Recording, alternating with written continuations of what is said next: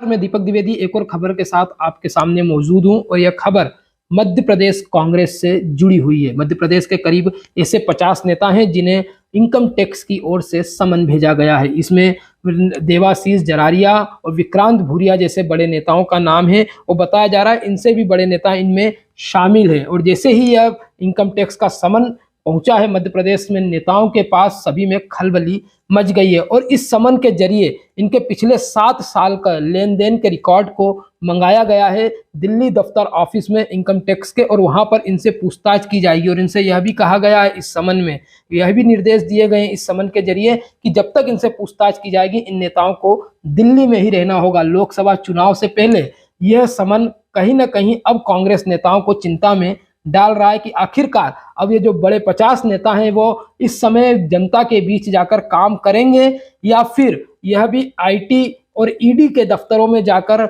अब सिर्फ जवाब देते ही नजर आएंगे।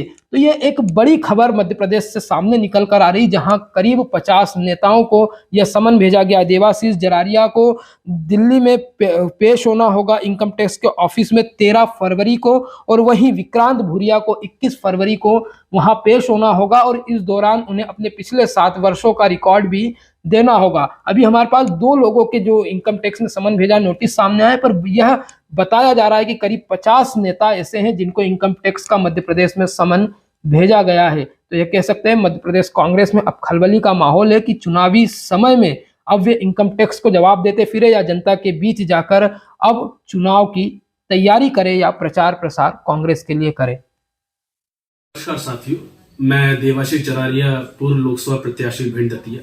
साथियों, मुझे अभी हाल में इनकम टैक्स द्वारा एक समय प्राप्त हुआ है और मुझे 13 तारीख को शाम को 5 बजे दिल्ली में हाजिर होने के लिए बुलाया है। जिस तरीके से मोदी सरकार ईडी, सीबीआई, आईटी का इस्तेमाल करके विपक्ष को दबाने का काम कर रही है, यह छोटे बड़े नेताओं को नहीं देख रही है। जब जो भी विपक्ष का कार्यकर्ता इनके खिलाफ संघर्ष कर रहा है उसको दबाने का एक काम कर रहे हैं। इस बार लोकसभा के चुनाव नजदीक आ गए हैं और संभावित प्रत्याशियों की सूची में मेरा भिंड दतिया से नाम है। ऐसे में मुझे परेशान करने के लिए इस तरीके का समन दिया गया है। 13 तारीख को शाम को 5 बजे सभी दस्तावेज जो मुझसे मंगाए गए हैं वो लेकर मैं आईटी के सामने समक्ष, जो उनके अधिकारी जिन्होंने बुलाया है उनके समक्ष उपस्थित होऊंगा।